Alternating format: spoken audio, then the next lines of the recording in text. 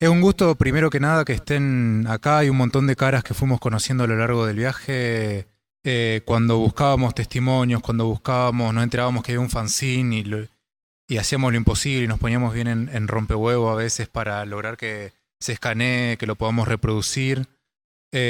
Cuando sabíamos que había canciones que estaban en papel del Lechu y había que poder rescatarlas.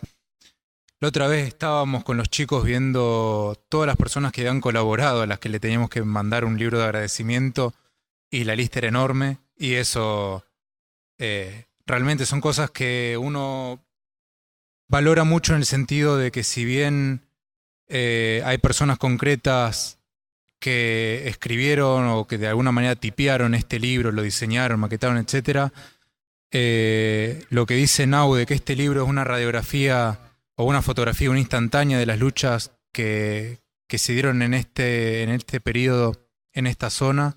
Es muy grato saber que uno puede contar con las personas que participan de esas luchas para contarlas. Que uno no va investigándola como si fuera un historiador, un académico, un periodista, porque no es lo que somos, digamos, y la gente que ha contado, que ha recuperado documentos, que ha recuperado fotos y que ha hecho los aportes que hacen que este libro sea lo que es, son personas que también han estado en esas luchas. Eh, Estoy muy alegre de ver muchas de esas caras hoy. Debe haber sido un quilombo venirse a Rosario, sobre todo porque está el G20 y todas estas fantochadas que le gusta la burguesía, pero eh, quería arrancar con eso. Voy a leerles algo que más o menos da cuenta de un poco del proceso, pero sobre todo de por qué el libro tiene las partes que tiene, porque obviamente fue un tema saber qué íbamos a, a mantener en el libro y a sacar del libro. Había mucho material, había muchos textos, muchas reflexiones, muchas veces parecidas, muchas veces hasta contrarias, entonces quería contarles un poco de eso.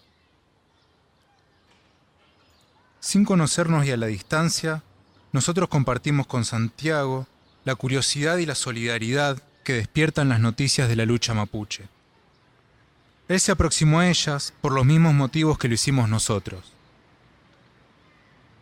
Los mapuches buscan recuperar sus tierras para no verlas destruidas en pos de la ganancia y para librarse de la explotación que el capital impone sobre sus vidas.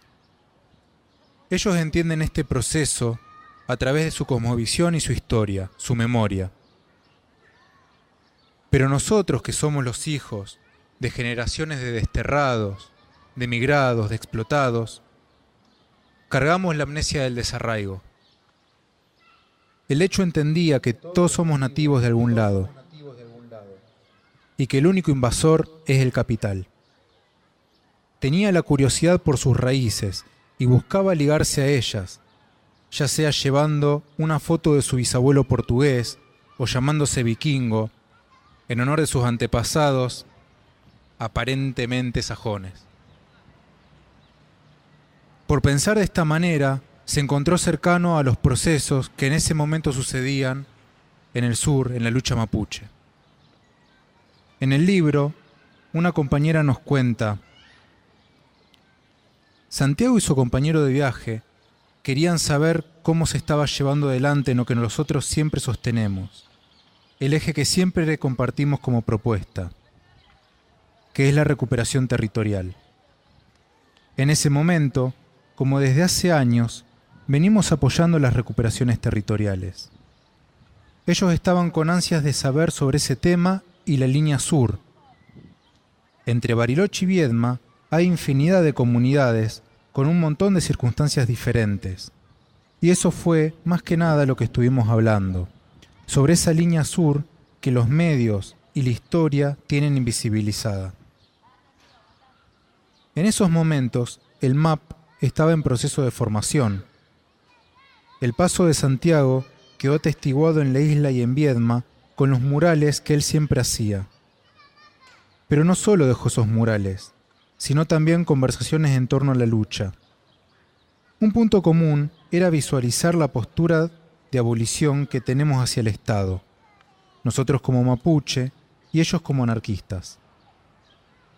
Santiago estuvo como 4 o 5 meses entre Viedma y Patagones, donde prefirió quedarse en las casas de la gente, cambiando hospedaje por tatuajes. Es así que muchos de quienes nos acompañaron a las marchas y que no conocían de Santiago y sus pensamientos, o que no habían compartido como nosotros actividades u organizaciones, se sintieron muy sensibilizados porque tienen su trabajo en la piel. Desde hace unos años, nosotros entendimos que difundir lo que sucedía en el sur, las recuperaciones territoriales y todo lo que viene con eso, era una forma más de luchar por la tierra y contra el capital. Fue en ese contexto, en lo que contó Nahuel recién, de difusión mediante actos, mediante panfletos, diarios, que nos enteramos de la desaparición de Santiago. Nosotros lo tomamos como un episodio más de la lucha mapuche y la lucha que mantenemos contra el Estado y el capital. Al Lechu lo desaparecieron, recordemos, de un territorio recuperado, mientras cortaba una ruta por la liberación de Facundo Jones Wala. Y cuando gritamos su nombre, también gritamos por la libertad del Lonco. Y después también gritamos por Rafael Nahuel. En el libro intentamos plasmar lo mismo. El desarrollo de la lucha mapuche da lugar a los hechos que se dispararon después del 1 de agosto. En La Plata, Capital, Córdoba, El Bolsón, en Chile, España, en cada parte hubo compañeros que se encontraron y salieron a devolver su angustia en forma de marchas, piedras, volanteadas, pintadas. Pero también mediante poesías, canciones, cartas, murales. Intentamos recopilar y documentar todas esas expresiones porque reconocimos en ellas la naturaleza del aprecio entre compañeros, de la amistad en toda contraposición a una falsificación de la figura del Lechu, a todas esas expresiones que se disolvieron en nada después de las elecciones.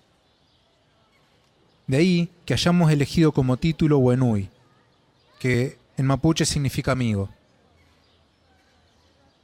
Pero es una amistad real, una amistad de la complicidad de estar conspirando contra un orden que es injusto. La lucha no finalizó en esos días y por eso el libro tampoco finaliza en esos días.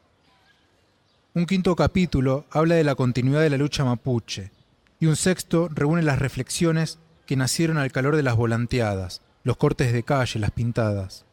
Esas ideas que encontraron las palabras en las redacciones de panfletos, en raps, en pósters. Al principio decía que venimos de una clase desarraigada, que no se reconoce nativa de ningún lado, ni reconoce una cosmovisión anterior a su explotación capitalista.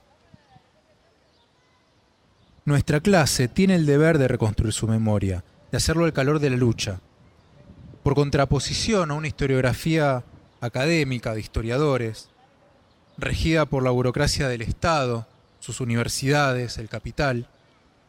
Nos debemos una memoria rebelde, una memoria que sirva para liberar nuestras vidas de la explotación capitalista, una memoria que sea un aprendizaje real y que sirva como cosmovisión de una sociedad sin explotación. Este libro no es más que un aporte a ella. Gracias.